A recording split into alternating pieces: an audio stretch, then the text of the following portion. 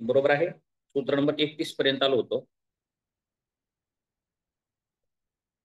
आणि ते सूत्र नंबर कशासाठी होतं, तर सार्वभौम महाव्रतम, सार्वभौमिक महाव्रत या संबंधी सूत्र होतं. सार्वभौमिक महाव्रत कशा संबंधी होतं? महाव्रता व्रत कोणत्या विषयाचं व्रत पालन करणं होतं आपले?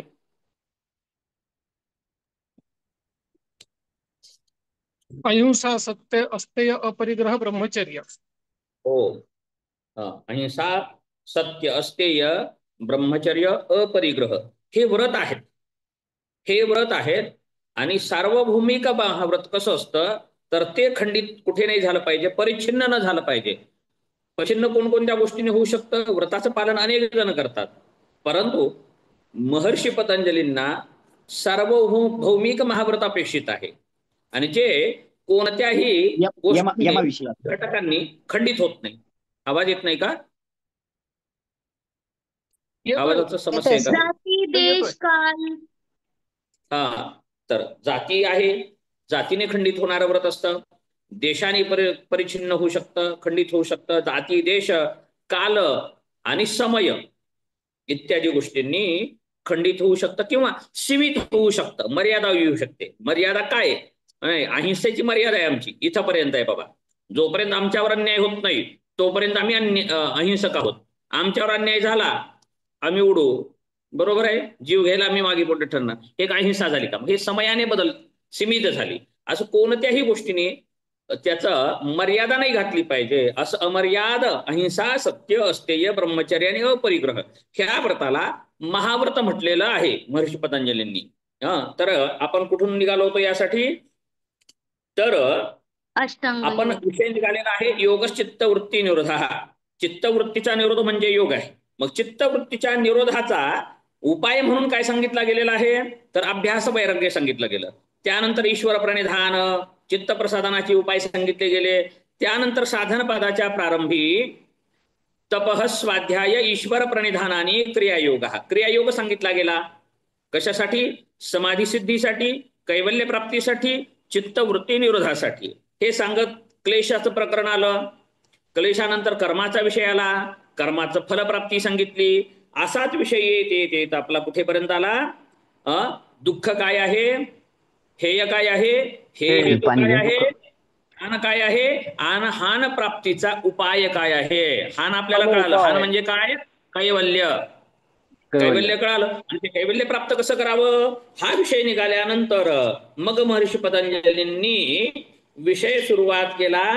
तदाभावात संयोगाभावो हानम तदृशे हे कैवल्यम. बरोबर आहे, हे हान आहे. कैवल्य हे हान आहे, कारण कैवल्याच्या ठिकाणी दुःखाचा अत्यंत अभाव आहे. बरोबर आहे. जे हेयम दुःख मनागतम, तेथे दुःखच नाही. कुडके सर, कैवल्याच्या ठिकाणी दुःख नाही म्हणजे काय आहे? मग सुख आहे. मग तेच अपेक्षित आहे. मग आता त्या हानाच्या प्राप्तीचा उपाय सांगितला, त्याला म्हणतात हानोपाय. हानोपाय काय आहे? तर विवेक ख्यातीर विप्लवा हानोपाया. म्हणजे ह्या कैवल्य प्राप्तीचं साधन आहे विवेक ख्याती. आणि ते कसं प्राप्त करावं, तर विवेक ख्याती प्राप्त असणाऱ्या पुरुषाची सप्तधा प्रांत भूमी सांगितली.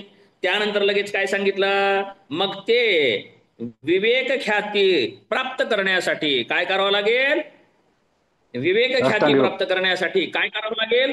आता कनिष्ठ साधकासाठी अष्टांग योग. अष्टांग नाही सांगितला, अष्टांग नाही सांगितलं. आणखी काय सांगितलं? योगांग अनुष्ठानात, योगाच्या अंगाचं अनुष्ठान. किती सांगितलं पूर्णपात्रे सर? बरोबर आहे ना? योगांग अनुष्ठानात, योगांगाच्या अनुष्ठानाने काय होतं? सूत्र पाहून सांगायचं. अशुद्धी दूर होते. अशुद्धी क्षय. अगोदर अशुद्धी क्षय, अगोदर अशुद्धी क्षय होतो. अष्टांग योगाद्वारे योग अंगाच्या अनुष्ठानाने. किती अंगाच्या आणि कोणत्या अंगाने नाही सांगितलं. योग अंगा अनुष्ठानात अशुद्धी क्षय, अगोदर अशुद्धी क्षय होतो. त्यानंतर काय होतं? ज्ञानदीप्ती. त्यानंतर काय होते हो? ज्ञानदीप्ती. प्रकाश होतो. सत्वगुणाचं आधिक्य होतं. बरं का? आधी त्रिगुणातीत होत नाही, आधी दोन गुण दबले जातात, सत्वगुण आधिक्य होतं. आणि सत्वगुणाचा स्वभाव काय आहे? प्रकाशशील. ज्ञानदीप्ती असं व्हायला लागतं. आणि ज्ञानदीप्ती नंतर काय प्राप्त होतं? त्या प्रकाशामध्ये विवेक ख्याती प्राप्त होते. विवेक प्रकाशाने अगोदर काय करावं लागतं? अंधारामध्ये जर वस्तू शोधायची असेल, नेम धरायचा असेल, काय करावं लागेल? अगोदर प्रकाश करावा लागेल आणि प्रकाश. त्यानंतर उजेड वस्तू लागेल. शोधावी लागेल. त्याच प्रकारे ज्ञानदीप्ती प्राप्त होते आणि ज्ञानदीप्तीद्वारे नंतर विवेक ख्याती. आणि विवेक ख्याती काय गरज आहे बाबा? अगोदर सांगितलंय विवेक ख्यातीर काय कुठं गेलो? अनोपाय. विवेक ख्यातीर विप्लवा हानोपाय. हानोपाय. हानाचा उपाय काय आहे? म्हणजे कैवल्य प्राप्तीचा उपाय काय आहे? विवेक. परत एकदा सांगा. विवेक ख्याती. आणि विवेक ख्याती कशाद्वारे प्राप्त होते? ज्ञानदीप्ती. ज्ञानदीप्ती कशाद्वारे? अशुद्धी क्षय. योगांगाने. अशुद्धी क्षय कशाने अशुद्धी क्षय. होतो? योगांगाने. योगांगाने. वा, छान, जमलं असाच क्रमाने लिहायचं. म्हणजे हे काय आहे? हे हेतू काय आहे? हान काय आहे? आणि त्या हान प्राप्तीचा उपाय काय आहे? तर विवेक ख्याती आहे. आणि त्या विवेक प्राप्तीसाठी काय करावं लागेल? ज्ञानदीप्ती प्राप्त झाली पाहिजे. आणि ज्ञानदीप्तीसाठी अशुद्धी क्षय झाला पाहिजे. अशुद्धी क्षयासाठी काय साधना करावी लागेल? तर योगांग अनुष्ठानात अशुद्धी क्षये ज्ञानदीप्तीरा विवेक ख्याते. हे ठीक आहे. पुढे जाऊयात. मग पुन्हा काय सांगतात? मग योगांग अनुष्ठानात मग प्रश्न विचारला समोरच्यांनी. काय विचारला? योग अंग म्हणता बाबा, तर किती अंग आहेत? कोणकोणती अंग आहेत? कसे कसे अंग आहेत? सांगा थोडं विस्ताराने. मग 29व्या सूत्रामध्ये पतंजली सांगायला सुरुवात केली. विवेक ख्यातीसाठी ज्ञानदीप्ती. ज्ञानदीप्ती अशुद्धी क्षय.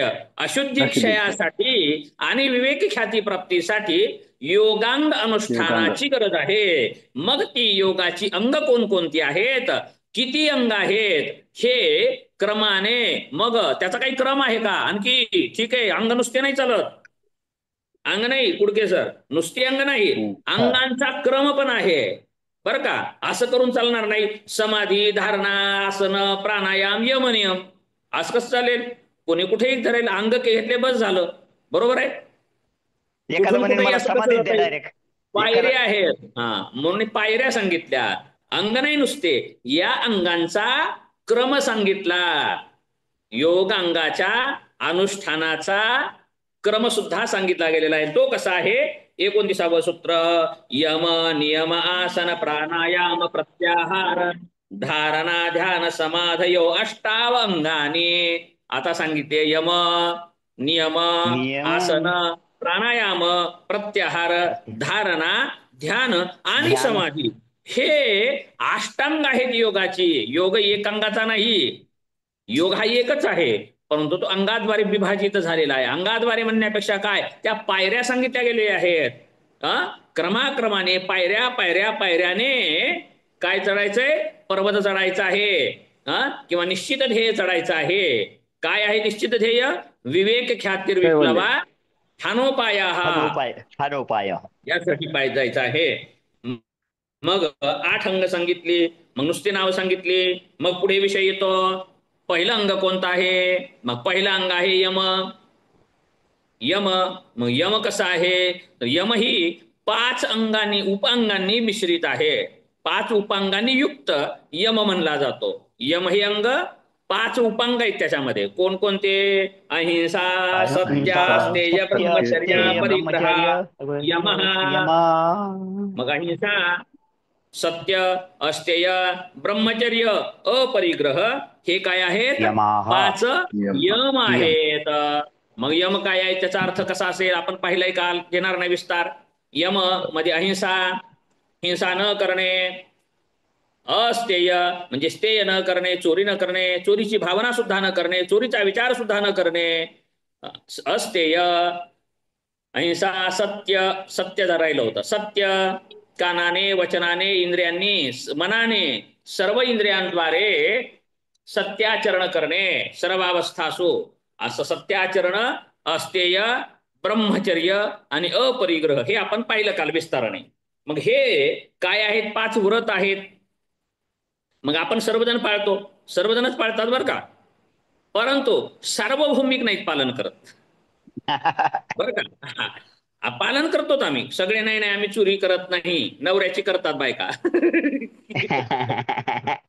नाही नाही, चोरी अशी करत नाही आम्ही, छोटी छोटी चोरी करतो. काय तर असेल बरं का, ते काही चोरी नाही बरं, तो हक्क आहे. चोरी म्हणलं जात नाही त्याला, तो तुमचा अधिकार आहे तो. पण उदाहरण सांगितलं मी, म्हणजे सार्वभौमिक सिद्ध करायचंय मला, बरोबर आहे. हा, पैसे कुणाचे चोरायचे नाही, कुणाचे चोरायचे, बरोबर आहे. पैसे चोरत नाही, हा, वस्तू चोरायच्या. पैसे नाही, वस्तू नाही, भावना चोरायच्या. वस्तू नाही, नाही कुणाचं काव्य चोरायचं, आपलं नाव करायचं. असं काही चोरीचे अनेक प्रकार आहेत बरं का.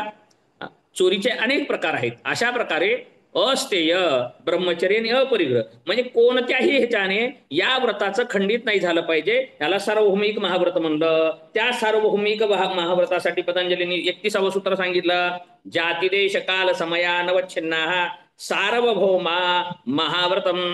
सार्वभौमिक महाव्रत आहे. युजीसी नेटला डिसेंबर महिन्याची युजीसी नेट होती, त्याला हा प्रश्न आला होता की सार्वभौमिक महाव्रत महर्षी पतंजलींनी कितव्या सूत्रात सांगितलेलं आहे. सार्वभौमिक व्रत महाव्रत सांगणार सूत्राचा नंबर सांगा मला. पण सूत्र नंबर हे फक्त 29वं सूत्र यमनियमाचं आहे, हे पाठवतं मात्र फिक्स बरं का. मग 29च्या पुढं मग यम सांगितले गेले असतील, मग सार्वभौमिक महाव्रत कुठे सांगितलं हेच कळत नव्हतं. मग आणि पर्याय पण असे आले होते, 2:29, 2:30, 2:31, 2:32 बरं का. मग ते जवळचे डेंजर होत. पर्याय चारही असेच आले होते जवळ. जर 1:35, 1:3 म्हणलास तर आपल्याला कळालं असतं की साधन पादामधले डोळे झाकून काही काही प्रश्न असे असतात. मी म्हणून तर म्हणलं युजीसी नेटला फॉर्म भरा, पाठ नसू दे आपल्याला काही, पण आपल्याला माहिती काय असतं, फक्त साधन पादात आहे बुवा, समाधी पादात हे नाहीच आहे. पण पर्याय जवळचे आले होते म्हणून अवघड गेलं. आलं लक्षात. म्हणून मी म्हणलं की युजीसी नेटचा फॉर्म भरा. काही प्रश्न तर असे सहज सुटतात बरं का, माहित नसतं. परीक्षा गेल्यावरच उत्तर कळत असतं आपल्याला बरं का. पेपर दिल्यानंतरच काही जर प्रश्नाचे उत्तर येत असतात, असं होतं. त्यामुळं ठीक आहे अशी तयारी. तर हा प्रश्न आला होता. तर महाव्रत सांगितलं, महाव्रत यमासंबंधी सांगितलंय, नियमासंबंधी महाव्रत नाहीये याचा अर्थ. आता त्यानंतर मग विषय ठीक आहे, पालन करू. योगाचं पहिलं अंग यम झालं, ते सार्वभौमिक महाव्रत आहे, ठीक आहे. आता पुढे दुसरं अंग काय असेल तर नियम असेल. दुसरं अंग, दुसरी पायरी काय आहे, नियम आहे. 32वं सूत्र पाहायचंय, शौच संतोष तपस्वाध्याय ईश्वर प्रणिधान आणि नियम. हा नियम काय आहेत, शौच, संतोष, तप, स्वाध्याय आणि ईश्वर प्रणिधानानी हे नियम आहेत. ते आहे, त्याच्यातही 5 उपांग आहेत असं सांगितलं. मग आता भाष्यकार आपण भाष्य वाचणार आहोत. त्यापैकी शौच म्हणजे काय आहे, माती जल इत्यादींनी होणारे व पवित्र भोजन इत्यादी बाह्य शौच आहे. तत्र शौचम मृज्जलादि जनितम मेध्याभ्य वहरणादी च बाह्यम. बाह्य म्हणजे काय, माती किंवा इतर काही आवरणाने जे काही अशुद्धी आलेली असते ते म्हणजे बाह्य शुद्धी सांगितली. आभ्यंतरम चित्तमलानाम क्षालनम, चित्तमलानाम क्षालनम. आभ्यंतर शुद्धी म्हणजे चित्ताचा मल शोधन करणे, मल दूर करणे, हे आंतरशुद्धी सांगितली. संतोष सन्निहित साधना दधिकस्यान उपाधि अधिकस्यात उपाधिस्था. संतोष आपल्याजवळ विद्यमान असलेल्या साधनापेक्षा जास्त साधन ग्रहण करण्याची अनिच्छा, म्हणजे साधनाची संग्रहित करण्याची अनिच्छा, याला म्हणलेला आहे संतोष. त्यानंतर म्हणजे पूर्ण पुरुषार्थ करूनही बरं का, अभ्यास करूनही, आता असं करूया, त्याला कितीही प्रयत्न करून, आपला जीव तोडून अभ्यास करून बरं का, इमानदारीने अभ्यास करून, इमानदारीने पेपर सोडवूनही, बरोबर आहे, जे मार्क मिळालेले असतील त्या गुणांमध्ये समाधान असणे, कमी अधिक काहीच न वाटणे, याचं नाव संतोष आहे. याचं नाव काय आहे, संतोष आहे. त्यानंतर शौच संतोषानंतर आहे तप. तप काय आहे तर तपो द्वंद्व सहनम. तपो द्वंद्व सहनम, भूक तहान शीतोष्ण, उभं राहणे, बसणे, काष्ठ, मौन, आकार मौन, अनुकूल इतर व्रत, कृच्छ, चांद्रयान, शांतपण इत्यादी तप म्हणविले जाणारे गोष्टी करणे म्हणजेच तप आहेत. इत्यादी सर्व गोष्टी करणे म्हणजे तप होय. तिसरं अंग झालं नियमाचं. चौथा आहे स्वाध्याय. स्वाध्याय म्हणजे काय आहे तर मोक्षशास्त्र अध्ययनम स्वाध्याय. मोक्षशास्त्रांचे अध्ययन व प्रणव इत्यादींचा जप हे स्वाध्याय आहे. आणि ईश्वर प्रणिधान म्हणजे सर्व कर्म व त्या परमगुरु परमेश्वराला सपूर्वेशामपि गुरु हो, जो गुरु आहे परमात्मा ईश्वर त्याला अर्पण करणे. इत्यादी गोष्टी म्हणजे काय आहेत, नियम आहेत. 5 गोष्टी, 5 घटक कोणकोणते, शौच, संतोष, तप, स्वाध्याय आणि ईश्वर प्रणिधान. ठीक आहे. आता मध्ये मग तिसरं अंग नाही सांगितलं. आता ह्या यम नियमाच्या पालनामध्ये यम सांगितलं आणि यमासाठी महाव्रत सांगितलं, त्यानंतर नियम सांगितले गेले आणि आता सांगतात हे यम नियम पालनामध्ये, हाही प्रश्न आला होता UGC नेटला बरं का. यम नियम पालनामध्ये अडचण येते ना. काय अडचण येते हो, काय येते, वितर्क. काय येतात, वितर्क, विरोधी तर्क.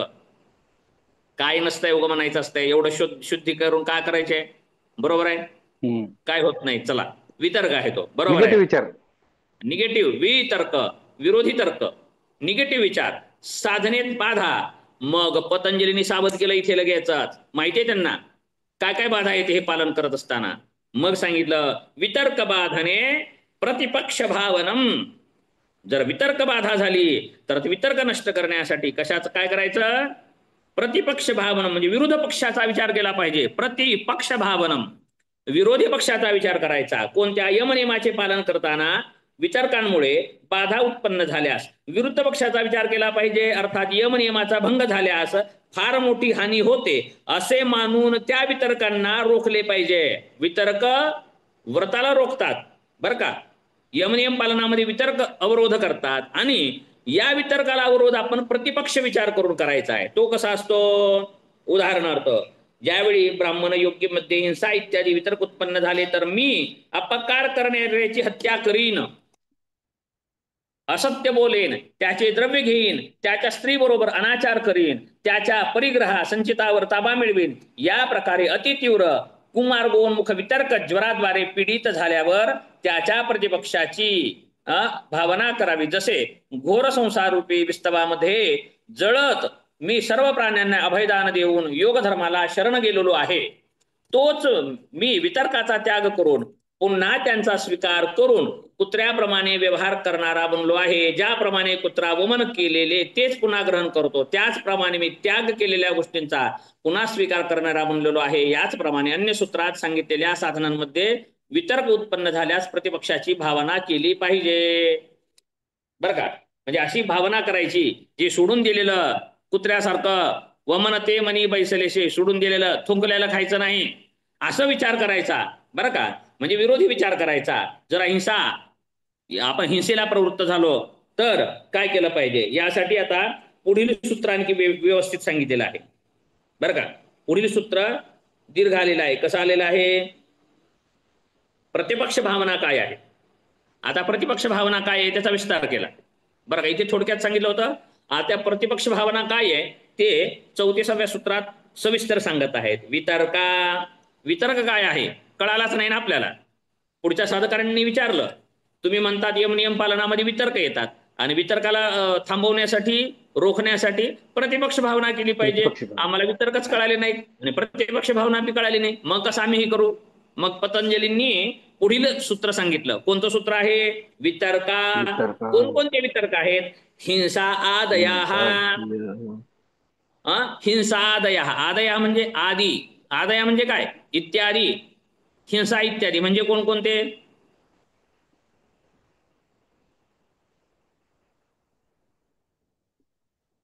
हिंसा, असत्य, हिंसा, असत्य, असत्य, असत्य, अनुमोदिता, लाभ, क्रोध, मोहपूर्वक, नाही स्तेय, स्तेय, स्तेय, परिग्रह आणि अब्रह्मचर्य. अब्रह्मचर्य हे 5 यमाच्या विरुद्ध, हे त्याच्या विरोधी, याला म्हणायचं वितर्क. हिंसा आदय हा वितर्क. मग ते वितर्क सुद्धा 5 बरं. हे 5 वितर्क 5च राहत नाहीत, कशाद्वारे होतात त्याचे विभाग केलेले आहेत. आता कसे विभाग केलेले आहेत, कृत, कृत म्हणजे स्वतः करणे, हिंसा स्वतः करणे, स्वतःच मारणे जाऊन, कृतकारिता किंवा कृत त्यानंतर झालं दुसऱ्याला मारणे. कारित. कारित म्हणजे सुपारी देऊन मारणे. कारित आलं लक्षात. कृत कारित. कोणी नाही बुवा अनुमोदित आपण खात नाही, आपण मारत नाही बरं का, आपण दुसऱ्याला मारायला लावतो, बरोबर आहे. मग हिंसा नाही बुवा आपण करत, अनुमोदन दिलं बरोबर आहे. हा मग अनुमोदन कृत दिलं की आणि कारित झालं हिंसाच. मग तिसरं काय, अनुमोदिता, ही सुद्धा हिंसाच आहे. वा मस्त केलं बघ, पक्क जिरवलं, बरं केलं त्याचं, वा वा जा धन्यवाद, छान केलं बघ, माझं समर्थन आहे तुला. त्याला काय म्हणायचा, अनुमोदिता. अनुमोदिता कृतकारित अनुमोदिता. काय, हिंसा आदय, म्हणजे हिंसा सुद्धा कशी होते, कृत हिंसा स्वतः केलेली हिंसा, दुसरं करून कारित घेतलेली, हिंसा, आणि तिसरं करून घेतलेली, अनुमोदित हिंसा. अनुमोदित. समर्थन अनुमोदित केलेली. हिंसा. आता परत घ्या, आणखी परत किती प्रकार पडतात बघा, या सूत्राचा विस्तार किती मोठा होतो. आणखी परत दुसरं घ्या, सत्य. लोभ, क्रोध, मोह. नाही नाही नाही, ते नंतर आहे, आणखी त्याचे प्रकार वेगळे आहेत पुन्हा. हा सर, परत हिंसा कसं झाल्यानंतर घ्यायचं, असत्य. असत्य. असत्य आचरणामध्ये सुद्धा काय, कृत स्वतः खोटं बोलणे, दुसऱ्याला दुसऱ्याकडून बोलायला बोलून लावणे, घेणे. दुसरा म्हणजे खोटंच आहे ते, मी नाही बोलत, बरोबर आहे, मी खोटं बोलणार नाही, आणि दुसऱ्याला बोलायला लावणं, हे सुद्धा असत्यच आहे. आणि अनुमोदिता, खोटं बोलणाऱ्याचं समर्थन करणे, हे सुद्धा खोटं असत्यच आहे. अशाच प्रकारे त्यानंतर सगळेच धरा मग, अहिंसा, सत्य, अस्तेय, ब्रह्मचर्य, अपरिग्रह. बरं का, स्वतः ब्रह्मचारी राहणे परंतु दुसऱ्याला ब्रह्मचर्य सोडायला लावणे, कारिता. बरोबर आहे, दुसऱ्याला वाम मार्ग, अनुमोदिता असं करता येईल. कृत कारित अनुमोदिता. आलं लक्षात. हा ठीक आहे, पाचाचं झालं का. 5 अहिंसा, सत्य, अस्तेय, ब्रह्मचर्य, अपरिग्रह. याचं विरोधी काय येईल, वितर्क काय आहे, हिंसा, असत्य, तेय, अब्रह्मचर्य, अब्रह्मचर्य आणि परिग्रह. परिग्रह. परिग्रह, परिग्रह हे 5 आहेत. कसं, कृत, कारित, अनुमोदित. आता अपरिग्रह सुद्धा असतो का, सांगू का मी. अपरिग्रह सुद्धा कृतकारित असतो बरं का. सांगतो एक उदाहरण आता. आणखी एक गोष्ट सांगतो. कोणीतरी अशीच महाराजांनी कथा सांगितली, आमच्या स्वामीजींनी सांगितली कदाचित. एक संन्याशी होते, महात्मा, संन्याशी महात्मा होते. भगवे घातलेले, लंगोटधारी असणारे, म्हणजे कशाचाच मोह नाही. करतल भिक्षा तरुतल वासहा, म्हणजे काय, तर झाडाखालीच राहायचं, कुटिया सुद्धा बांधायचे नाही, मोह होईल म्हणून. आणि भांड पिंड पात्र काहीच नाही, हातातच घ्यायचं जेवण, हातातच पाणी प्यायचं, आणि चले रो असं चालायचे, बरोबर आहे. मग ते असेच महात्मा काय झाले होते, नदीवरती आंघोळीला गेले. माहिती असेल सगळ्यांना, अनुमोदित कसं असतं, कृतकारित कसं असतं सांगतो. अपरिग्रह होणार नाही असं वाटेल ना, तर ते सुद्धा होतं कसं. तर नदीवरती आंघोळ करायला चालले होते महाराज, बरं का. आंघोळ करून येत होते किंवा जात होते, काही तर असेल, आता तेवढं आठवत नाही मला कसं असेल ते. उदाहरण आहे हे, दृष्टांत कसा असतो, गोष्ट सिद्धांत कळाला की दृष्टांताचा अंत होतो, बरं का. आणखी जो अंत होतो, दृष्ट झाल्यानंतर, समजल्यानंतर, वस्तू तत्व समजल्यानंतर ज्या गोष्टीचा अंत होतो त्याचं नाव आहे दृष्टांत. उद्देशच त्याचा फक्त दाखवणे आहे. तर त्यामुळे त्या गोष्टीला जास्त वाया व्यर्थ कथा सांडी मार्ग, मंथोनी नवनीता तैसे घे अनंता, वाया व्यर्थ कथा सांडी मार्ग. मग कथा सोडली पाहिजे आणि मधलं तत्व स्वीकारलं पाहिजे, अशा प्रकारे. मग कथा काय झालं, मग उदाहरण सांगतो, तुम्हाला माहितीच असेल. तर ते जात होते आणि तोळ्याची एक अंगठी मातीमध्ये पडलेली दिसत होती. काय दिसत होती, मातीमध्ये सोन्याची अंगठी चमकत होती, तुम्हाला माहित असेल. खूप जणांनी सांगितलं असेल, जुनी झालेली गोष्ट. मग ते दिसत होती, ते महाराज म्हणले घेऊ का उचलून. नाही नाही म्हणले, मी संन्याशी आहे, मी लय त्यागी आहे बा, मी लय त्यागी महात्मा आहे, मी काही घेणार नाही, असं नाही करणार. मग ते बघायला लागले. मग म्हणले कसं करावं, जर मी गेलो तर दुसरं तर कोणी घेईल, दुसरं कोणी घेईल. त्यापेक्षा एक नदीवरती धुणं धुवत होते, बरं का. सज्जन होते ते खरे महात्मा होते. ते धुणं धुवत होते, बरं का, धुणं धुवत होते. आणि मग त्यांना वाटलं, अरे गरीब बिचारा आहे, बरोबर आहे, गरीब बिचारा आहे, जर त्याला मिळालं तर बरं होईल. मग ते म्हणले, अहो भैया बाबा काय म्हणतात ते, ओरडलं, दादा आप्पा काहीतरी म्हणून ओरडलं. म्हणे थोडस एक इथं महत्वाची गोष्ट आहे, तुम्हाला द्यावी वाटते मला. त्यांनी म्हणले काय ते विष्ठाका. मी 4-5 दिवस झालं बघायला लागलो ते, म्हणून मी दुसरीकडून यायला लागलो म्हणे. त्यानं म्हणलं त्या महाराजांना ते वाटेत जी घाण पडलेली आहे ती घाण बघून मी रोज आता रस्ताच बदललाय, कुणी पण घिना गेलंय, म्हणून मी काय करतोय, रोज मला दिसू नये म्हणून मी दुसऱ्या रस्त्याने येतोय, त्या रस्त्याने येत नाही, मी रोज बघतोय म्हणे. मग त्या महाराजांचा अहंकारच गळून पडला ना. कसा गळून पडला? अरे मला एवढं तरी वाटलं की मी घेत नाही वाटलं, पण माझा मोह झाला, कोणीतरी नेईल एवढी तरी भावना झाली, त्याचं महत्व तरी कळालं. म्हणजे साधुत्व हे एक वेश आहे, श्वान तरी भगवे सहज वेश त्याचा. म्हणजे साधू हे गृहस्थी धर्मामध्ये अनेक सापडतात, गृहस्थीच खरे साधू असतात.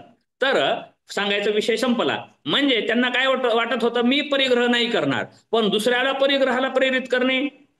स्वतः संन्यासी बुवा आणि व्यापाराचं सांगतात, कमाईचं सांगतात, टर्नओव्हर एवढे कोटी, 1000 कोटी, 2000 कोटी, 5000 कोटी, 1000 एकर जमीन घ्यायची आहे, तिथे एक कंपनी टाकायची आहे, इकडली कंपनी झाली की तिकडे टाकायची आहे, तिकडून इकडे टाकायची आहे, पुन्हा ह्या उद्योगात शिरायचं आहे, लागला असेल तर लागू द्या, बुरा ना मानो होली है, नाव न घेता बोललंय काही नाही. बरोबर आहे. आमचं काही नाही बाबा, कृत कारित सांगतोय. अपरिग्रह, परिग्रह कसा असतो, माझं काही नाही म्हणायचं, माझं काही नाही, बरोबर आहे, फक्त मी काम करतोय असं म्हणायचं, असं होत असतं. मग ते कृत कारित. मग कृत कारित नसेल तर अनुमोदित, दुसऱ्याला प्रेरित करणे, व्यवसाय करा, वाढवा, व्यवसाय करा, नफा घ्या, असंच जास्ती करणारे महाराजाची संख्या झाली आहे. उदबत्त्यायिका, साबणायिका असं नाही. रामदेव बाबांना म्हणत नाही बरं का, सगळ्या महाराजांचे. रामदेव बाबांना म्हणतोय असा अर्थ घेऊ नका, ते मोठे झालेत जास्ती. बाकी ते आसाराम बापू होते, आणखी कित्येक जणांचे आहेत. कीर्तनकार सुद्धा कीर्तन करतात आणि म्हणतात बाजूला कॅसेट विकाय ठेवलेली आहेत, पुस्तक विकाय ठेवलेली आहेत, घ्या, असं तसं करतात. मग हे काय झालं, कंबर बांधून सांगायचे वैराग्याच्या गोष्टी, आणि मात्र परिग्रह, बरोबर आहे, असं व्यवसाय करतात. ठीक आहे, असो, आपण करत नाहीत, पण भक्तांना शिष्यांना उपदेश करतात, कशाचा, परिग्रहाचा, परिग्रह करण्याचा, किंवा आशीर्वाद देतात, तुझं चांगलं होऊ दे. मग हे काय आहे, कृत कारित अनुमोदित परिग्रह. आलं लक्षात? मला हे सांगायचं होतं. म्हणजे आपल्याला वाटलं असतं की परिग्रह असा कसा होऊ शकेल, तर ते उदाहरण त्यासाठी सांगितलंय बरं का. उदाहरण कुणाला लागू देऊ नका, मी कुणालाही म्हणलेलं नाही, असं व्यवहारामध्ये दिसून येतं. म्हणलं म्हणजे अहिंसा दुसऱ्याकडून करून घेता येते, सत्य असत्य दुसऱ्याकडून बोलवता येत असतं, इत्यादी गोष्टी होऊ शकतात.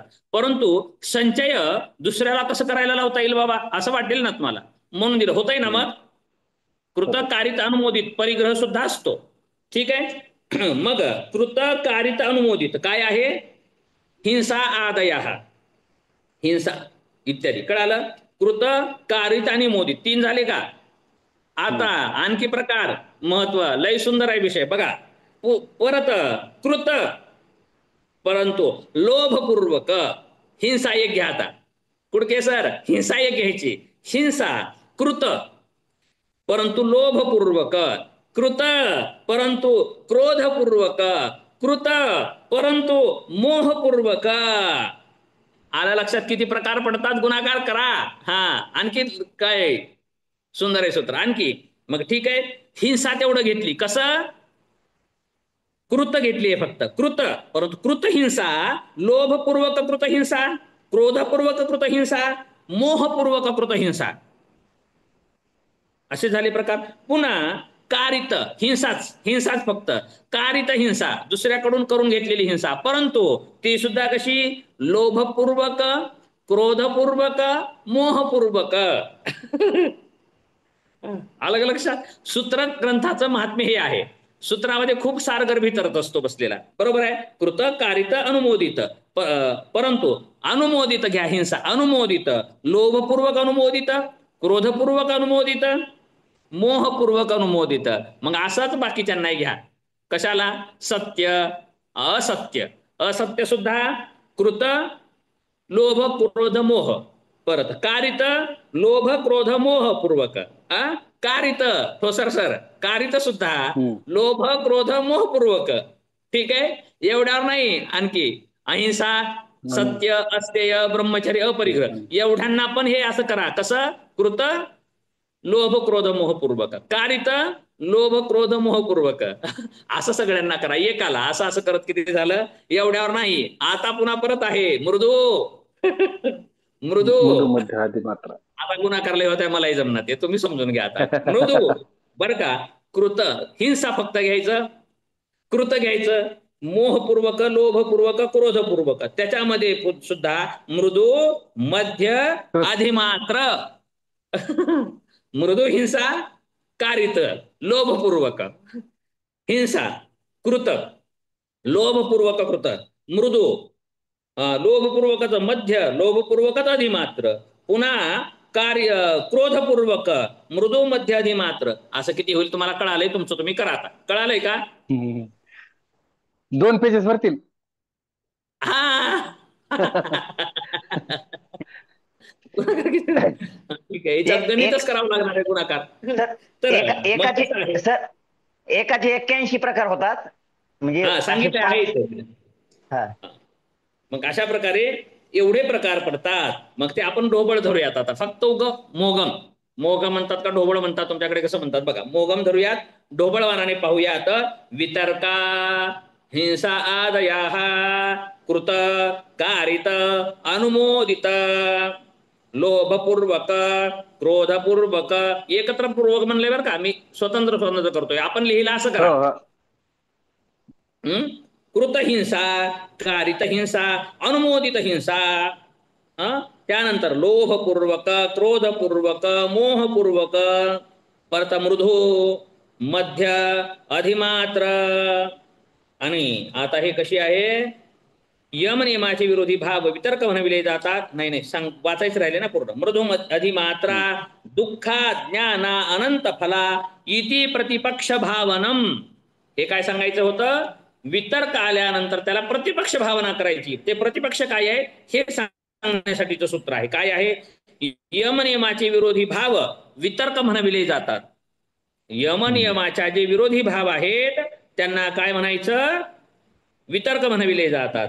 ते वितर्क स्वतः केलेले, दुसऱ्याकडून करून घेतलेले, अनुमोदन दिलेले 3 प्रकारचे होतात. या तिन्हीचे पुन्हा लोभपूर्वक, क्रोधपूर्वक, मोहपूर्वकच कारण आहे. परत ते मृदू मध्य अधिमात्र स्वरूपाचे असतात. त्यांचे फळ काय असतं? मग काय विचार करायचा? या वितर्कांचा परिणाम काय होणार आहे? फळ काय मिळणार आहे? मग त्यांचं फळ काय? अत्यंत दुःख, दुःख अज्ञाना, दुःख अनंत फला, दुःख ज्ञान अनंत फला इति प्रतिपक्ष भावनम. म्हणजे काय म्हणायचंय? तर हे जे कृतकारिता, अनुमोदित, जे हिंसा इत्यादी वितर्क आहेत ते काय करणारे आहेत? तर दुःखाच्या गर्तेत ढकलणारे आहेत. दुःखाच्या गर्तेत आपल्याला माहिती आहे हे यम दुःखम अनागतम. हे हिंसा इत्यादी गोष्टी काय करतात? क्लेशमूल कर्माशय दृष्टा दृष्ट जन्म वेदनीय, दृष्ट जन्म वेदनीय. हे फल प्राप्त करून देणारे हे दुःख इत्यादी. मग भावी काळातील दुःख तर नकोय ना आपल्याला. हे काय आहे? दुःख नकोय. म्हणून दुःख नको म्हणायचं, दुःखच विकत घेतल्यासारखं होईल. मग नको बाबा. मग हे प्रतिपक्ष भावना करायची की ह्यांचं फल काय मिळणार आहे? अत्यंत दुःख मिळणार आहे. आणि नुसतं दुःख नाही मिळणार तर अज्ञान मिळणार आहे. अज्ञान म्हणजे अविद्या. आणि तसे हेतू अविद्या. कशाची अविद्या हेतू आहे? संयोगाची. संयोग आणि दुःख प्राप्तीचा अविद्याच आहे कारण. म्हणून दुःख आणि अज्ञानाच्या गर्तेमध्ये ढकलणारे काय आहेत? वितर्क आहेत. वितर्क काय करणारे आहेत? दुःखाला प्राप्त करून देणारे आहेत आणि अज्ञानाला प्राप्त करून देणार आहेत. अनेक अनेक जन्मामध्ये आपल्याला दुःख भोगविणारे आहेत. म्हणून काय करायचंय? अशी प्रतिपक्ष भावना करायची. नको रे बाबा, जाऊ द्या बरं का, नको, असं काटायला पाहिजे असा विचार करायचा, विरोधी विचार करायचा. मग हे विरोधी विचार केलं की मन काय म्हणेल? राहू देवा, काय बंद पडलंय, बरं आहे आपलं, ठीक आहे, कशाला हिंसा करा, कष्टाची बरी भाजी भाकरी तुप साखरेची चोरी नको, बिकट वाट वही वाट निसावी, धोपट मार्गा सोडू नको. काय तर आहे बघा, अनंत फंदी यांचा फटका आहे. अनंत फंदी. संसारामध्ये ऐसा मानवा उगाच भटकत फिरू नको. बिकट वाट वही वाट नसावी धोपटा मार्गा सोडू नको संसारामध्ये ऐस मानवा उगाच भटकत फिरू नको. आणखी खूप सुंदर आहे ते बरं का. असं करू नको म्हणून सांगितलेले, सहज सहज उपदेश केला. असा मनाला उपदेश करायचा, नको नको म्हणा गुंतू माया जाळी काळ आला जवळी ग्रासावया. किंवा काय म्हणायचं आणखी, वासनेच्या संगे नको जाऊ म्हणा. पाहत्या रावणा कैसे झाले, रावणाचं काय झालं बघ. चोरी केली ना, दुसऱ्याची बायको पळवली, अभिलाष केला ना, काय होतं. पाहत्या रावणा कैसे झाले, रावणालाच नाही झालं आणखी कुणाला झालं. पाहत्या रावणा कैसे झाले बरं का. इंद्रा पडली भगे, इंद्राचं काय झालं, गप्प बसाव का नाही, बिचारा देवेंद्र होता ना. इंद्रा पडली भगे चंद्र झाला काळा, नारद चुकला चाळा भजनाचा. एवढे एवढे मोठे मोठे खाली पडले तर पतनाला प्राप्त होतात. विश्वामित्र तपिया खानी त्याची काय अवस्था झाली बघा. नाही बुवा, नको नको म्हणा गुंतू माया जाळी. मग मनाला समजावायचं, मना सज्जना भक्ती पंथेची जावे तरी श्री हरी पाविजेतो स्वभावे. जनी निंद्यते सर्व सोडून द्यावे, जनी वंद्यते सर्व भावे करावे.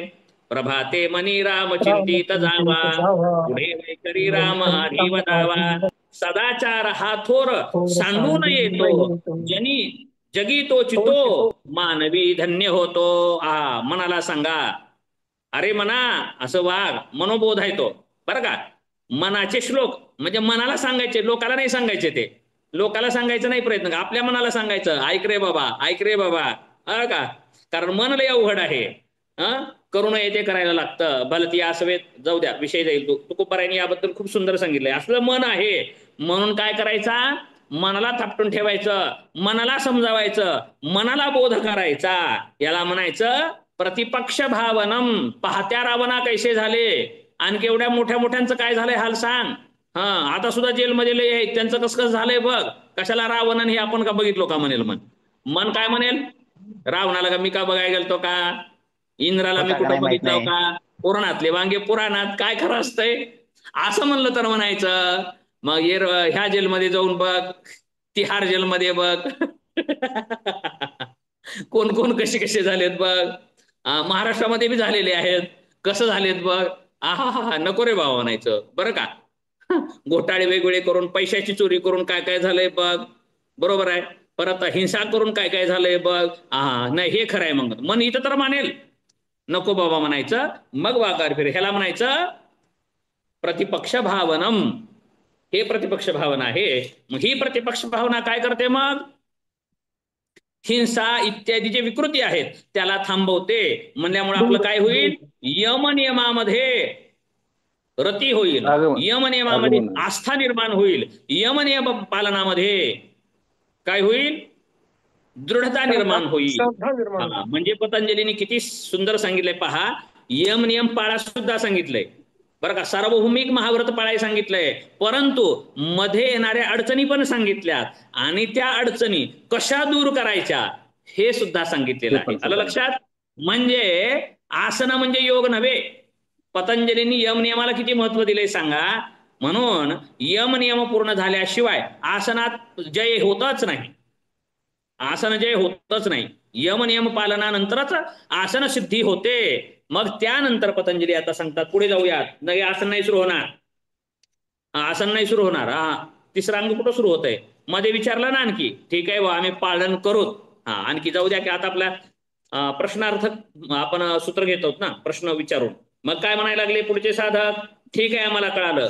8 अंग सांगितलो, यमपात सांगितलो बाबा, यम कसं पाळले पाहिजे, सार्वभौमिक महाव्रत केलं पाहिजे, नियमपात सांगितले तुम्ही, ते पालन करता असताना वितर्क येतो कळालं, त्यासाठी प्रत्यक्ष भावना सांगितले. कोणकोणते कसे कसे प्रकार पडतात हिंसा आदी वितर्काचे ते प्रकार सांगितले. त्याला थांबवण्यासाठी प्रतिपक्ष भावना सुद्धा सविस्तर सांगितली. ठीक आहे आम्ही पालन करू. म्हणजे तुम्ही काय वाईट होतं हेच मनाला सांगायला होतं, काय मिळतंय सांगत नाही हो. मिळतंय काही सांगावं लागेल का नाही. आता फलश्रुती 4 ओळीचं जरी श्लोक म्हणलं तर वाच, खाली फलश्रुती असते का नाही. नारदानी रचिलेले झाले संपूर्ण स्तोत्र हे काय आहे ते गणेश स्तोत्र. धनार्थी लभते नाही, विद्यार्थी लभते विद्याम, धनार्थी लभते धनम, पुत्रार्थी लभते पुत्रम, मोक्षार्थी लभते गतिम. आता 5-6 श्लोक वाचलं तरी पण फळ पाहिजे आपल्याला, आहे का नाही? पूर्ण पात्रे सर बरोबर आहे ना? कोणत्याही वेळेस व्रत गेले खाली फलश्रुती पाहिजे, काय काय मिळते, सगळं मिळते, बरोबर आहे. संकल्पाच्या वेळेस आपण काय म्हणतो? धर्म, अर्थ, काम, मोक्ष, आरोग्य, ऐश्वर, बाबा बाबा बाबा, काय काय उपकार देवावर केले तेवढं मागतो आपण, फल पाहिजे, माहित पाहिजे ना. मग आता पतंजलींना विचारले, तुम्ही काय म्हणाला? समजावाय सांगत आहोत की प्रतिपक्ष भावनाच नुसतं चालेल का? की हे जर पालन नाही केलं तर तुला त्रास होणार आहे, दुःख होणार आहे सांगत आहे, बरं का. मग पालन करण्याने काही मिळतं का? काही प्राप्त होतं का? फायदा काही होतो का? असं काही सांगा की. होतो ना, खूप फायदा होतो. घे लिहून म्हणले, मग घे लिहून सांगतो. मग सांगायला सुरुवात केली. मग 35वं सूत्र उजळलं. 35वं सूत्र सांगतं. पहिलं काय सांगितलं भाऊ म्हणले तुला? म्हणले यमातलं सांगा, सगळं सांगा मला, एक एक सविस्तर सांगा. पुढचा असा कुणासारखा होता म्हणा, जाऊ द्या इथं कोणी नाही आता, असं होते ते. म्हणले नाही नाही सविस्तरच, वेळ झाला तर काही हरकत नाही पण सविस्तर घ्या. वेळ झालं तर काही हरकत नाही, तुम्हालाही गडबड नाही आम्हालाही गडबड नाही. हा, तुम्हालाही कोणी विचारणार आम्हालाही कोणी विचारणार, बरोबर आहे. त्यामुळं सविस्तर सांगा असं पतंजलींना म्हणले.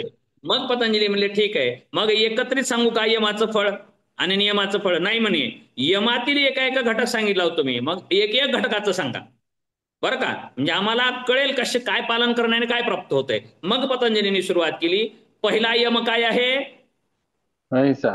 अहिंसा. मग अहिंसा पालनाने, सार्वभौमिक महाव्रत अहिंसेचं पालन करण्याने, व्रत करण्याने काय प्राप्त होतं? 35वं सूत्र सांगत आहे. काय सांगत आहे? अहिंसा प्रतिष्ठाया सत्सन्निधो वैरत्यागः. अहिंसेची प्रतिष्ठा झाल्याने काय होतं? अहिंसेचे आचरण परिपक्व झाल्याबरोबर त्या योग्याचा सर्व प्राण्याबरोबरचा वैरभाव नष्ट होतो. त्याचा उपदेश समजणारा आणि त्याचप्रमाणे आचरण करणाराचाही त्याच्या आचरणानुसार इतर प्राण्याबरोबरचा वैरभाव नष्ट होतो. याबाबत काय म्हटलेले माहितीये? वर्धमान महावीर, गौतम बुद्ध किंवा अनेक साधू संत जिथे तपश्चर्या करायचे त्या ठिकाणी वाघ आणि हरण एकत्र पाणी पितं पण हिंसा करत नाही. म्हणजे स्वतः, मग जर आपण काय म्हणायचं, आपल्या आता हिंसा प्रतिष्ठित झाली आहे का, हे कसं ओळखायचं? तर आपल्याविषयी कोणीच वैर नाही केलं पाहिजे. जर आपल्याविषयी प्रत्येकजण वैरच कोणी करत नाही, शत्रू जरी शत्रुत्व टाकून देत असेल, मग आपल्यात अहिंसा प्रतिष्ठित झाली. हे पारख सांगितले महर्षी पतंजलींनी. हे काय सांगितले? स्वतःची पारख सांगितली, स्वतःची परीक्षा सांगितली. मी अहिंसक आहे. मग कुठंतरी हिंसा होत असेल कदाचित. जर आपल्याविषयी कोणी वैरभाव त्यागत असेल, म्हणजे आपल्या सान्निध्य राहिलेल्या प्रत्येक व्यक्ती, बरं का, पशु पक्षी सुद्धा वैरभाव सोडले पाहिजेत. तुकोबरायांना एक अभंग आहे बरं का, की अंगणामध्ये पूर्वी, आता शहरात तर माहिती नाही, खेडेगावात पूर्वी चिमण्या धान्य पडलेलं वगैरे याच्यासाठी यायचे बघा, खाण्यासाठी थवा यायचं, असं खूप असायचे, बरोबर आहे, पाहिले ना. आणि माणसं जवळ आली उडून जातात ना, उडून जातात का नाही लगेच. तर तुकोबरायांना खूप वाईट वाटलं. त्याबाबत एक अभंग केलेला आहे तुकोबरायांनी, की अंगणामध्ये पक्षी चोचीमध्ये अन्न घेत होते, खात होते, आणि तुकोबरायाच्या भीतीने ते उडून गेले बरं का. उडाले आणि तुकोबरायांना दुःख वाटलं, खूप दुःख वाटलं, आणि त्याबाबत अभंग केलेला आहे बरं का. अभंग कोणताही काही सांगणार नाही मी, परंतु दुःख वाटलं. अरगडे माझ्याविषयी त्यांना का वाटलं? पक्ष्यांना सुद्धा वाटायला नको आहे, माझ्याविषयी भीती का वाटली, असा खेद वाटला पाहिजे. म्हणजे त्याच्या सानिध्यात असणाऱ्या सर्व जीवांमध्ये काय होतं? वैरभावना त्याग केली जाते, आणि आपलीही सर्व जीवांविषयी वैरभावना नष्ट झाली पाहिजे, आणि सर्व जीवांशी सुद्धा आपल्या संबंधी वैरभावना संपून गेली पाहिजे. त्याला नाव आहे अहिंसेचं फल. अहिंसा प्रतिष्ठायाम तत्सन्निधो वैरत्यागः. पुढे आता सांगतात सत्याचरणाचं फल सांगतात. सत्याचरणाचं फल काय आहे? सत्य प्रतिष्ठायाम क्रिया फलाश्रयत्वम.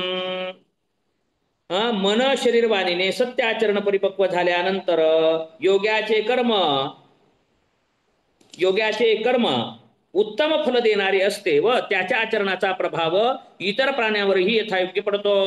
म्हणजे शरीर मन वाणीने कर्मणा मनसा वाचा सत्याचरण झाल्याच्या नंतर प्रत्येक गोष्ट सिद्ध व्हायला लागते. म्हणजे प्रत्येक कर्म बरं का वाणीची सिद्धी प्राप्त होते बरं का. सत्याचरण झाल्यानंतर जे बोलेल ते सत्यच व्हायला लागतं. जे बोलू ते सत्यच झालं पाहिजे सत्य. अशी वाणीची सिद्धी प्राप्त होते. अशा प्रकारे सत्याचरणाचं फळ सांगितलं. परत तिसरं व्रत आहे अस्तेय. अस्तेय प्रतिष्ठायाम सर्वरत्नोपस्थानम. अस्तेयाचं पालन करण्याने काय प्राप्त होतं तर सगळे रत्न प्राप्त होतात. कुठं प्राप्त होतात? स्थानम. कुठे? जवळच प्राप्त होतात. जेव्हा योगी मन वाणी आणि शरीराने पूर्णपणे चोरीचा परित्याग करतो तेव्हा सर्व रत्न उपस्थान म्हणजे सर्व उत्तम पदार्थांची प्राप्ती होते. अर्थात जो जो उत्तम पुरुषार्थ करतो त्याचे उत्तम फळ त्याला मिळते व चोरीचा परित्याग करण्याने तर माणसे त्याला उत्तम पदार्थ देतात. ईश्वराकडूनही त्याला ज्ञान बल सुखाची प्राप्ती होते. याबाबत असं विचार करू आपण. ज्यांच्यामध्ये परिपूर्णपणे अस्तेय हे व्रत प्रतिष्ठित झालेलं आहे.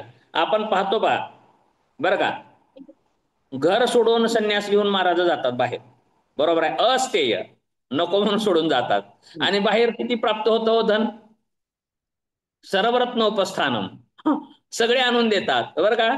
सगळं प्राप्त होतं. अशाच प्रकारचं हे अस्तेय व्रत पालनाने सुद्धा सगळे रत्न प्राप्त होतात. रत्न म्हणल्यानंतर मग काही रत्न असतात बरं का. रत्न एक ऐहिक असतात, भौतिक असतात आणि काही आध्यात्मिकही असतात. तर असे भौतिक आणि आध्यात्मिक सगळ्या प्रकारचे रत्न साधकाला प्राप्त होत असतात. कोणत्या साधकाला? ज्याच्यामध्ये सत्य हे प्रतिष्ठित झालेलं आहे. प्रतिष्ठित झालेलं आहे अशांना. चौथा यम काय आहे? ब्रह्मचर्य. ब्रह्मचर्याच्या पालनाने काय प्राप्त होतं तर ब्रह्मचर्य प्रतिष्ठायाम वीर्य लाभा. ब्रह्मचर्य जर पालन करण्याने काय होतं? वीर्याची प्राप्ती होते. वीर्याची प्राप्ती होते म्हणजे वीर्य हे मरणम बिंदू पातेन जीवनम बिंदू धारणात. जोपर्यंत शरीरामध्ये वीर्य आहे तोपर्यंतच व्यक्तीचं जीवन आहे, अन्यथा जीवन नाही. सिद्धे बिंदो महादेवी किम्न सिद्धते भूतले. भगवान शंकर सांगतात हे देवी ज्यांना बिंदू सिद्ध झाला त्यांना जगातील कोणतीच सिद्धी प्राप्त होत नाही असं नाही, सर्व सिद्धी प्राप्त होतात केवळ ब्रह्मचर्य सिद्ध झाल्यानंतर. म्हणून ब्रह्मचारी व्यक्तीला सर्व प्राप्त होतं संकल्पानेच. अब्रह्मचार्याला करण्यानेही प्राप्त होत नाही. किती काम करण्याने होत नाही आणि ब्रह्मचारी काही करत नाही, खाऊन मस्त पडतो पण सगळं कार्य करतो. अशा प्रकारच्या गोष्टी होतात कारण प्राप्त होतं. वीर्यता धीरता इत्यादी इत्यादी गोष्टी प्राप्त होतात. चला असो. तर वीर्य लाभा हा. आणि वीर्याची काय गरज आहे मग? वीर्याची गरज आहे ना श्रद्धा वीर्य स्मृती समाधी प्रज्ञा पूर्वकम इतरेषाम. सूत्र कुठलंही सांगायचं आता. कशा संबंधी सूत्र हे? चित्तवृत्तीचा निरोध. उपाय प्रत्यय समाधी. उपाय प्रत्यय बरोबर. चित्तवृत्तीचं निरोध इतरेशांसाठीच आहे. अथवा जिथे सांगितलंय तिथे नाही. भवप्रत्यय समाधी आणि उपाय प्रत्यय समाधी कुडके सरांनी बरोबर सांगितले. भवप्रत्यय समाधी आणि उपाय प्रत्यय समाधी बरं का.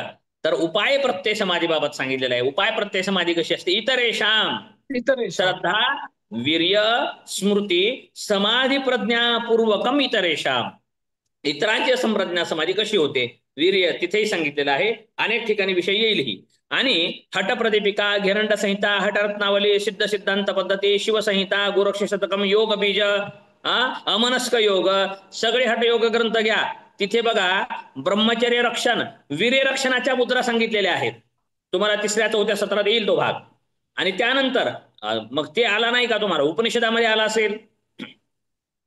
उपनिषदामध्ये झालाय का नाही भाग? पहा. योग तत्वोपनिषद शांडिल्योपनिषद ध्यानबिंदू तेजोबिंदू अमृतनाद अद्वैतारकोपनिषद तुम्हाला नाही परंतु अनेक उपनिषद आहेत योगाचे. त्यामध्ये बघा ब्रह्मचर्याचं आणि वीर्याचं रक्षण हे योगी साधकासाठी किती महत्वाचं आहे सांगितले. पहा त्यासाठी किती खटाटोप केलेले आहेत, किती मुद्रा सांगितल्यात, बंध सांगितलेत, प्राणायाम सांगितलेत, आसनं सांगितलेली आहेत. म्हणजे ब्रह्मचर्य प्रतिष्ठायाम वीर्य लाभा हा. आणि हे वीर्य लाभ साधनेसाठी महत्वाचा आहे. पुढे सांगतात अपरिग्रह. अपरिग्रह स्थैर्ये जन्मकथनता संबोध, अपरिग्रह करण्याने कमीत कमी वस्तूंचा संग्रह करण्याने काय होतं तर भूत भविष्य वर्तमान जन्माशी संबंधित जिज्ञासा व अनुमानिक ज्ञान होते. आता याचं एक चिंतन सुंदर केलं तर असं होईल पहा की कमी वस्तूचा संग्रह करण्याने काय प्राप्त होतं माहितीये का, वस्तूमध्ये झगमगाटामध्ये व्यक्ती जात नाही, तर बघायला फारसं नसतं, त्यानं स्वला बघतो. कुणाला पाहतो? स्वला. स्वतःला. काही वर्षापूर्वी मी होतो का? नव्हतो. मी हा स्थितीत नव्हतो, मग कुठे होतो, कसा होतो? जन्मकथनता, जन्मापूर्वी मी कसा होतो, मग काही काळानंतर मृत्यूनंतर मी असणार आहे का? नाही. मग काय होईल, कसं होईल, मुक्ती कशी मिळेल, म्हणजे तो व्यक्ती वस्तुसंग्रहामध्ये वेळ घालवत नाही बरं का. इकडून ओढून घेऊ का, इकडून घेऊ का, इकडून घेऊ, जमा करा, येऊ द्या असं नाही बघत. होय, कुठून सावडू, कुठून पैसा जमा करू, नाही पाहत. काय विचार करतो, मी जो आहे ते मुक्ती कशी मिळवीन. मग जन्मकथनता संबोध, स्वविषयी जागृती होते, स्वविषयीची जिज्ञासा निर्माण होते, त्यामुळे त्याला जन्मकथनता संबोध अशी सिद्धी प्राप्त होते. म्हणजे काय होतं, कोहम मासम कथम मासम, या योग्याला काय होतं, मी कोण होतो. काय काय प्रश्न पडतात ह्या योग्याला, मग मी कोण होतो, मी कसा होतो, हे काय आहे, हे कसे झालेले आहे, आम्ही कोण बनू, पुन्हा कसे बनू, कुत्र बनू, डुकर बनू, मांजर बनू, कसं बनू, कसं त्रास होईल.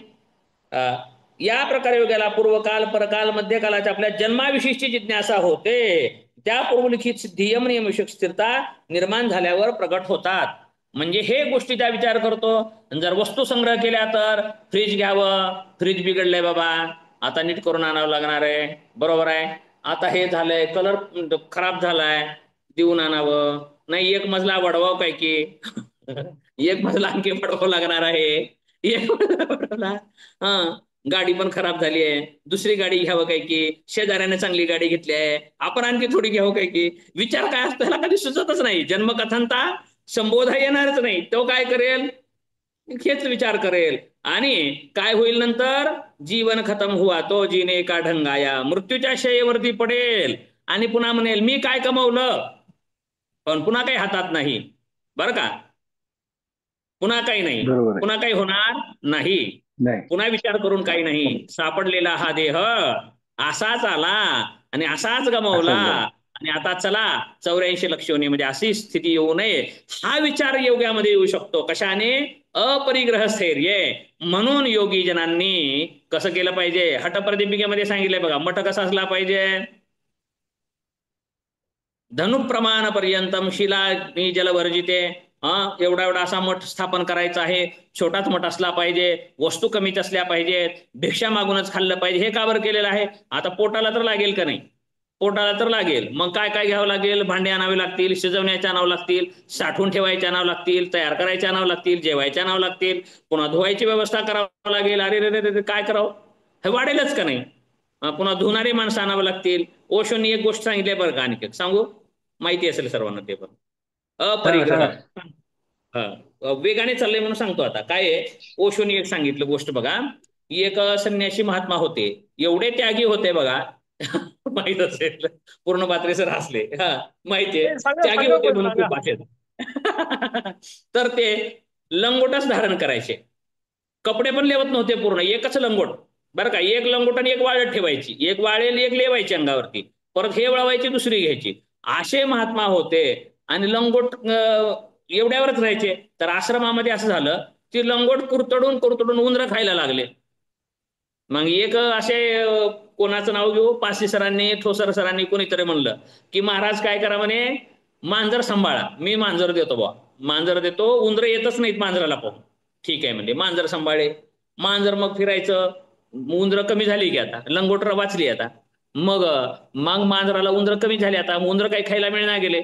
मग आता काय करावं लागेल, त्याला दुधाची गरज आहे म्हणले. मग कधी ह्यांच्या घरून, कधी त्यांच्या घरून, कधी ह्यांच्या घरून काय आणायचं, दूध आणायचं. पण लोकही कंटाळले, उगाच लोकांच्या मागे लागले. मग कोणी एक जणांनी म्हणले असे, पुन्हा ठोसर सर म्हणले, महाराज जाऊ द्या म्हणे, उगाच दूध कशाला मागायला लागलं लोकांना, मी गाय देतो तुम्हाला, गायीची सेवा पण होईल तुम्हाला, गायीची सेवा पण घडेल.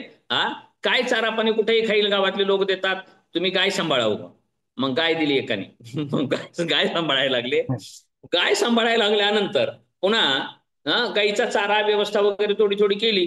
मग म्हणले लोकांना रोज कुठवर सांगायचं, कंटाळा आला लोकांना. कधी यांना म्हणायचं चारा पाणी कर, कधी त्याला सांगायचं, कधी त्याला करायचं.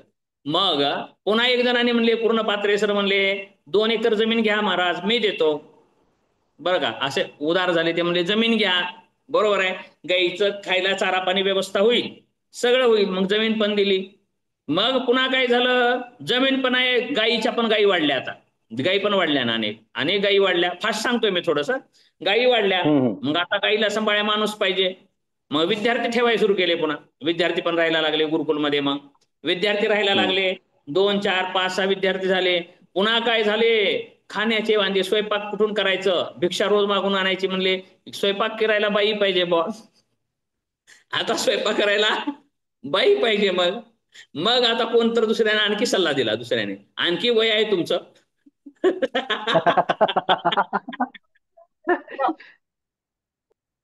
पुन्हा कोण जर काय म्हणले, असं म्हणतात हो लोक, म्हणतात तुमच्या स्वभावाला जुळणारी, सांभाळून घेणारी, स्वभाव मॅच होणारी. लय समजवते तो लोक, लय समजवते. धार्मिकच असणारी, महाराजच असणारी कुठली तर बघा, अशी बघा महाराज, काही नाही, एवढा विस्तार कोण सांभाळावा, सगळ्याची सोय होईल, असं काय चुकीचं आहे जगाच्या वेगळं, तेच करा. मग पुन्हा ते पण केलं. मग लग्न झालं, लग्न पण केलं आणि दिली कोणीतरी बिचारांनी. लग्न केलं. पुन्हा काय झाले, 2, 4 लेकरं झाले. बरोबर आहे, वारस झाले, सगळं झालं. असेच मठ झालेत बरं का आताचे. मठ असतात त्यागी लोकांचे, आधीच्या त्यागी महात्मा असतो, बैराग्याची गादी असते. आणि आता तिथं लेकरं बाळ दिसायला लागलेत, कुठं पण जावा, मठच राहिले नाहीत नीट. काय करावं लागेल, असं गोष्ट झाली. म्हणून ते ओशो म्हणायचे, ओशो रजनीश म्हणले, म्हणून मी मांजर सांभाळत नाही. मांजर सांभाळणार म्हणे. मांजर सांभाळलं की असा विस्तार होईल मोठा, वेल मांडवाला जाईल सगळं. असं व्हायला लागतं. करताला भिक्षा तरुतला वासहा, परहिना मुंचती आशा पाशा. असे सल्ले देत असतात. काय सांगायचं होतं, अपरिग्रह. विषय आपला दुसरीकडे नाही. थोडासा परिग्रह सुद्धा फंद्यामध्ये पाडू शकतो. म्हणून महात्मा लोक काय करतात, भिक्षाम देही, भिक्षा घ्यायचं बाबा, बरोबर आहे, लगे रो पुढे चालायचं, खायचं, कुठून बसायचं, काय बंद पडले, झाडाखाली बसायचं, जास्तीत जास्त कुटिया बांधायची. पण भिक्षेचं महत्व काय आहे कळालं का, स्वतः करून खायचं म्हणल्यानंतर लय व्यवस्था लागते, मग बाकीच्या गोष्टी वाढत जातात. मग विती एवढेसे पोट, केवढा बोभाट तयाचा, विधभर पोट आहे. आणि विधभर पोटासाठी लोक 100 वर्ष आयुष्य घालतात हो. विधभर पोट भरत नाही, किती कमाल आहे ही. काय म्हणावं लागेल, मानवी स्वभावच विचित्र आहे. ठीक आहे, असो. म्हणून साधू महात्म्यांनी, योग्यांनी काय केलं पाहिजे, अपरिग्रह स्थैर्य.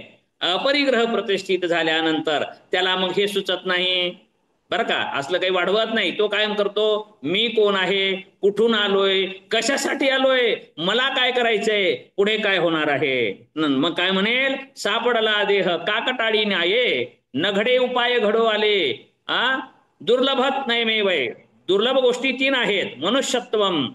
मनुष्यत्व प्राप्त होणे अति दुर्लभ आहे, ते प्राप्त झालेलं आहे मनुष्यत्वम. त्यानंतर दुसरी दुर्लभ गोष्ट आहे मुमुक्षुत्वम. मुमुक्षुत्व मिळणं अवघड आहे. आणि त्यानंतर अवघड गोष्ट आहे महापुरुष संश्रय. आणि ही 3 गोष्टी प्राप्त झाल्यानंतर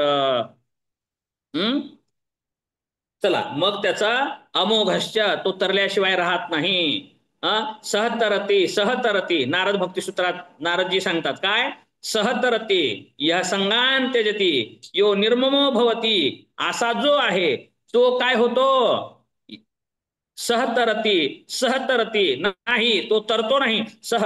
लोकांस्तारयती, तो लोकांना तारण करू शकतो. स्वतः तर मुक्त होतो, इतरांना सुद्धा मुक्ती देऊ शकतो. म्हणून काय केलं पाहिजे, अपरिग्रह स्थैर्य, जन्म कथनता संबोध. म्हणून अपरिग्रहाचं पालन केलं पाहिजे.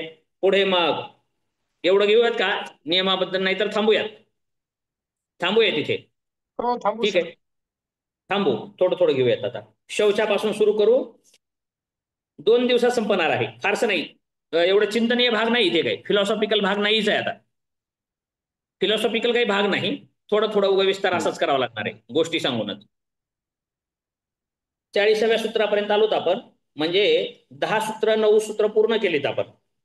40 50 55 15 सूत्र राहिलीत फक्त. फक्त 15 सूत्र आहेत. थांबूयात आपण. काय विचारायचंय?